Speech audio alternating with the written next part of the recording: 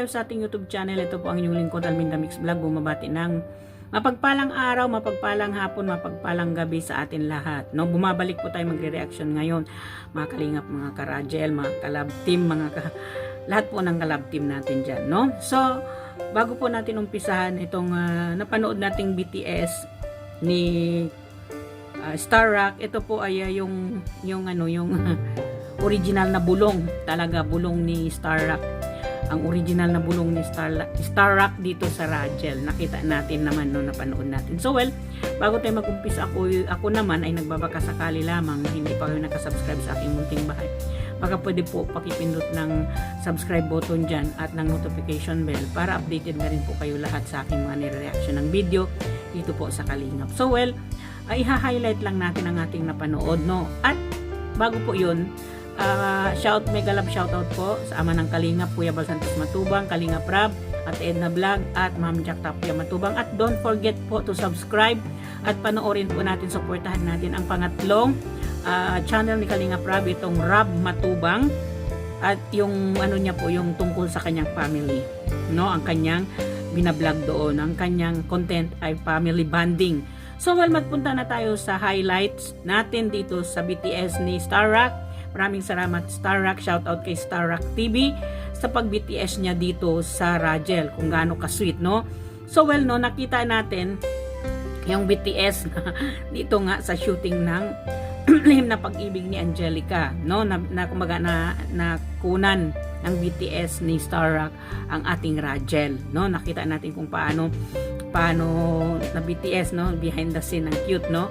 At nakita natin talaga itong si Coach Rap, hindi talaga maalis sa kanya yung kabaitan niya, yung pagiging gentleman niya, no, respeto, pagrespeto niya bilang isang Coach Rap sa babaeng si Angelica, no. Hindi naman siguro lahat ng hindi lang naman dito kay Angelica, siguro lahat ng babaeng na malapit kay Coach Rap ay talagang marespeto talaga siya sa lahat, no. So well, no, nakita natin dito at ang saya, no. Ewan, saan kaya galing itong dalawa na ito, no?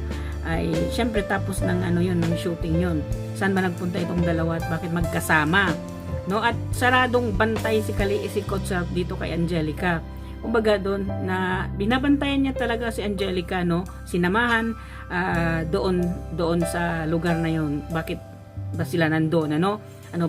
Saan ba sila galing, at ano ba yung pagkatapos ng shooting ba yun ay andoon si Coach Rap na inaabangan si Angelica at binabantayan, talagang bantay sarado si Angelica kay Coach Rap, no. Yan, ito natin makikita kung gaano ka sweet, gaano ka tipuno o ng kaalaga itong si Coach Rap kay Angelica, di ba? Talagang nakikita naman talaga natin kung gaano niya talaga how he care about Angelica dito sa BTS na to, no? Nakita natin na si Angelica naman talaga gigil talaga kahit kailan, gigil talaga siya dito sa muscle ni Coach Rap kasi pinipindot niya yung muscle ni Coach Rap. Nakita naman natin kung paano niya talagang panggigilan yung muscle ni Coach Rap, no? Paano naman kaya hindi ka manggigigil sa ganyang machong katawan, ang tipuno, no? Guwapo pa, no? Tapos matipuno, napaka respetoso, napaka-respect niya sa isang babae, no? Nakita naman natin kung paano niya kinikare, nirespeto si Angelica, no, tuwing magkasama sila, no?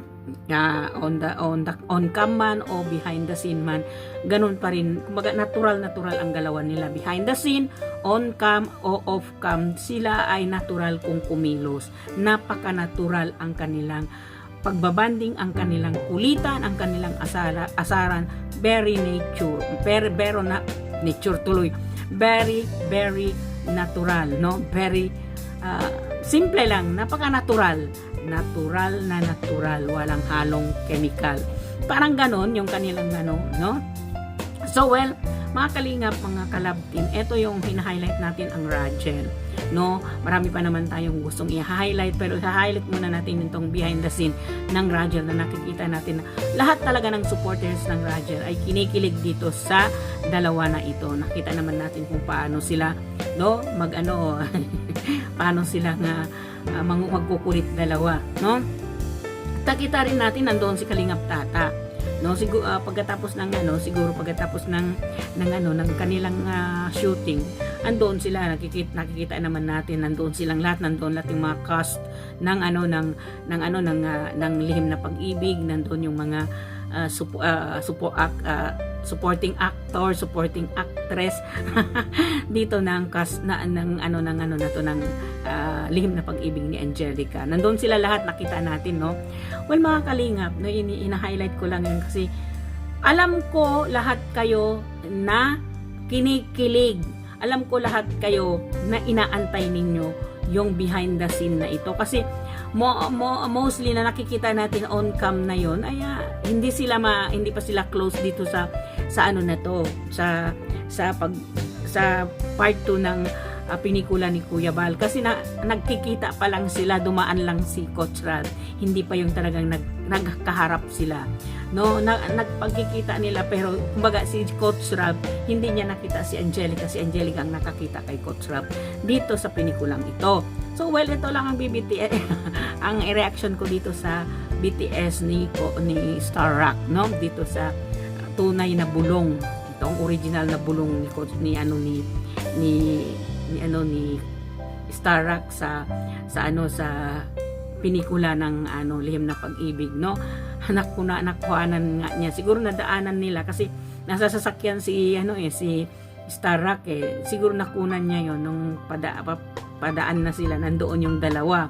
Saan ba galing itong dalawa? At may bit-bit pa nga itong si Angelica na cellophane na kulay puti. Ano ba yung nasa loob nun? No? At hindi rin naman talaga umalis si Coach Ralph. Siguro hanggang hindi nakasakay o hindi may nagsundo kay Angelica para iuwi si Angelica bago sila naghiwalay. Kumbaga, binantayan talaga ni Coach Ralph si Angelica habang nandoon sin siya nakabantay. Gaano ba talaga, no? Pagbabantay, bantay sarado si Angelica talaga kay Coach Ralph pag si Angelica nasa labas. No? Maiisip natin, no?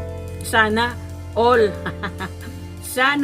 na lang mga karajel na ganito lahat ng lalaking makikilala ng mga babaeng nagmamahal, no? Kasi nakikita natin noon pa naman yun, doon kahit noon naman sa mga upload ni Kalingap Tata kung paano si Coach Ralph na mag-alaga dito kay Angelica, paano niya paano niyang ipakita kung gaano niya ka-care kay Angelica, paano siya mag-care kay Angelica, no? Kasi nakita natin doon napaka-gentleman talaga ni Coach Ralph, no? Super na gentleman talaga. Siyempre, no, mayroon naman talagang mga lalaki, no, taking for advantage na humawak dito, hawak doon, no. Siyempre, kalab team ko naman to, pwede ko naman siyang hawakan sa kamay, pwede ko naman siya akbayan, pero si Coach Ralph, never natin siyang nakita ganun. Mayroon man naman sigurong hawakan ng kamay dito sa on cam ni Kalingap Rab kung nagsushooting si Kalingap Rab, pero hindi pa rin talaga natin nakikita na talagang ayun bang okay, no, yung yumakap at nakaw parang smack na kiss ng ginagawa ni Coach Ralph ng pabiro, nakikita natin yun, pero yung ganyan behind the scene, no, yan BTS yan, behind the scene yan. Of course, no, pag ibang lalaki, may siyempre taking for granted, lalo na close sa kanya si Angelica. Pero kay Coach Ralph, hindi natin nakita yun. Wala tayong nakita noon, no. Lagi lang yung kamay niya ay nakaganon o kaya nakahawak yung kamay niya doon mismo sa kanyang kamay. Wala siyang kahit anong kulit ni Angelica sa kanya, hindi niya magagawang ganunin, hindi niya magagawang mag-take advantage dito kay Angelica. No, dito. Kaya nga maraming nagmahal at maraming humahanga kay Coach Ralph sa kanyang pagiging gentleman, sa kanyang pagiging caring, no, sa babae. Hindi ko naman sinasabing yung mga ibang leading man hindi sila very care, hindi sila loving, hindi sila very gentleman. Lahat naman talaga very gentleman sila sa kanilang mga love team. Nakita naman natin yun kung gaano nila inalagaan ang kanilang leading lady dito sa paglalab team nila. Lahat naman talaga ng leading man ng mga K-Angels ay lahat sila napaka gentleman nila, napaka caring nila sa kanilang mga love team na K-Angels, no? Pero dito kasi, siyempre, in-highlight natin dito si Coach Ralph at saka si Angelica. Saan ba galing itong dalawa? Nag-date ba to? No? So, well, mga kalingap, mga karajel, hanggang nito na lang ang aking reaction video. Sa susunod po, magkikita-kita tayo, no? Magre-reaction tayo dito sa Rajel, sa Mikris, sa Jomcar, sa lahat po ng mga love team at sa lahat ng vlog ni Kalingap Rab at ni Kuya Bal Santos Matubang ay ating reaksyonan. So, maraming salamat po. Hanggang dito na lang. May Allah bless you. May Allah bless us all. Thank you so much. Hanggang sa muli magkikita-kita tayo. Bye-bye!